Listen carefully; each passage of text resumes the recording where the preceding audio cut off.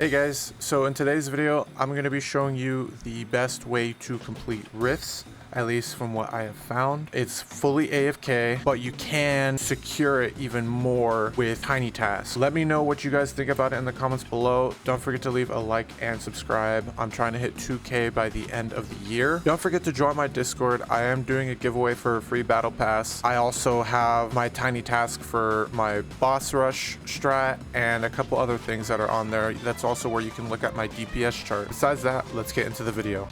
Okay, so after searching and searching for days since they patched the 145 evade Naruto strat, they also did rework Rift, so now you stop at 300 enemies rather than 500, which is just so nice. I have been looking, I've been talking with other people, I've been researching myself on how to complete rifts so that I can make a video for you guys, because obviously rifts are very important.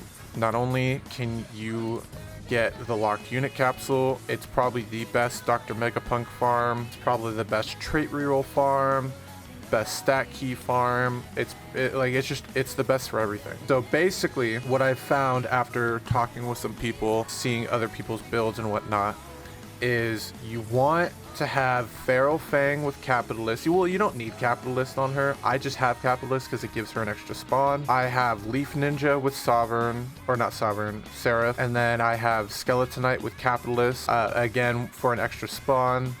Crimson Owl Sovereign, Soul King Sovereign, and Ice General Sovereign. So mainly these three are your main DPS. You could probably replace Soul King for Omega Dragon Lord, maybe Dio, I'd say. Like basically anyone with like really long range. I would say Ice General is pretty non-replaceable, mainly for the fact of is I don't know why, and I've seen other people talk about this on Discord, but because there are a lot of bugs with the Rift game mode, like enemies not spawning, the stage not completing, and all that. For whatever reason, if you bring Ice General, I wouldn't say you don't have those problems, but you have them significantly less, if at all. So I 100% would say if you had to get anyone, get her. She's really easy. She's just battle pass. She's the max battle pass unit right now. If you're not maxed out, just do story, do portals, do anything like that. Very easy to do. Like what I would recommend is do Ghoul City portals, because they give 350 experience and they also give 1100 gold, so it's probably the best gold and experience farm right now. They also give a bunch of battle pass XP and you complete it in like at least 20 seconds, if not sooner. But besides that, going over the builds we have for Feral Fang, I'm running Crown of Eternity, Wing of Valkyrie, Soul of the Riches, and Ethereal Lance. I have this build primarily because you're trying to get at least 95 evade rate, just enough to where you can dodge a couple hits from the new enemies, but not enough to where you're dodging 100% of the hits.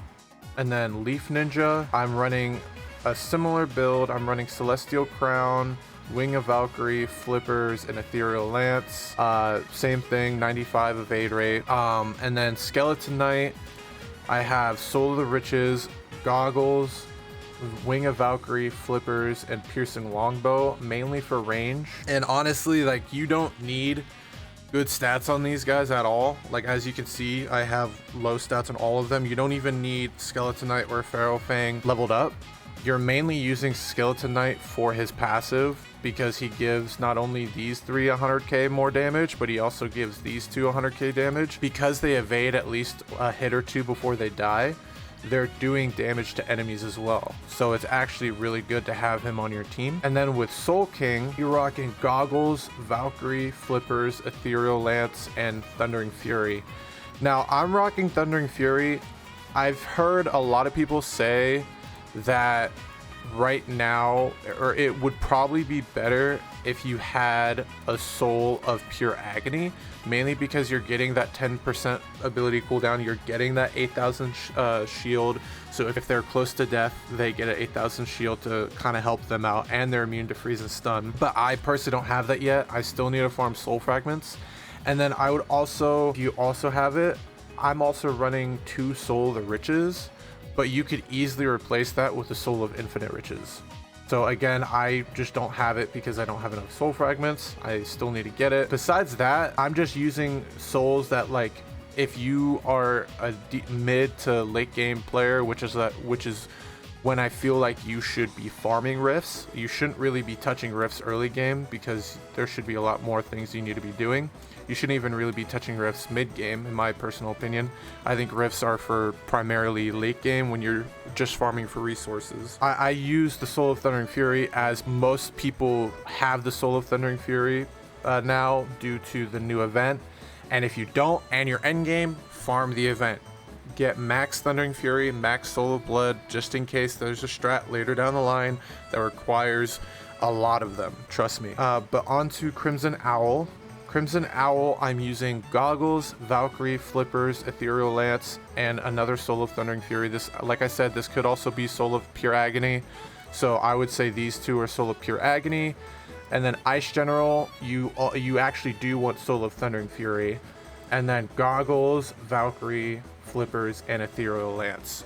So like I said, she's really important because she not only slows units down the closer they are to her zone, but she also, for some reason, fixes a lot of the bugs that are in the game for rifts at the very least. Let me go in game and I can show you a standard run that I do. I could even show you a way to make it a little bit more winnable in case it's not winning enough for you. So let me go in game and I'll show you that. Okay, so now that we are in game, I have autoplay on. You usually stick with path 1, and then you're only maxing out Ice General, Soul King, and Crimson Owl. I would say that the slot placement is 100% needed, mainly because you're trying to get Ice General's range maxed out so that she can have as much range for her passive as possible. As you can see, you're also wanting Crimson Owl and Soul King on the far right so that they upgrade as soon as possible. Besides that, that's pretty much the strat. I will say, again, I can't say it's 100% win rate because depending on the path, like if there's a path that goes all the way out that way or a path that goes all the way out that way like this one, it's just not gonna win 100% of the time, especially when you have enemies that are so slow like this, or your units aren't gonna always stay back behind if they're so slow. But a way that I have also found, if you want to do this, you can, is set up a tiny task and just hit X and then just spam all the abilities.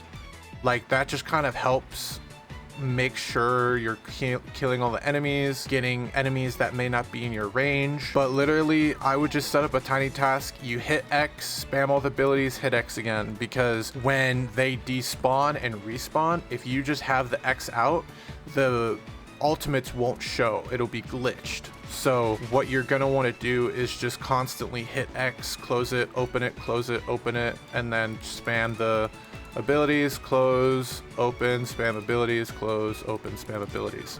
But that's what I would like personally do for a higher chance of a 100% win rate. That would help a lot with making sure that like you guys can farm this overnight and not have to worry about losing constantly and whatnot. So let me know what you guys think about this method down below. Let me know if you guys think there are better methods that I am missing. But I think right now, like I said, this is probably one of the best methods, if not the best method. You can't really do that much better. I will say I have seen another team where they have like a couple different units, and then like I said, instead of Aizen, I think they had Dio. Primarily they still had Ice General, sometimes replaced Soul King with either Dio or Omega Lord. But as you can see, there's a 3-minute and 34-second clear time. You get 50 tokens, not as much as you got before. It's at least a lot shorter, and with this team, it's hopefully a lot more of a consistent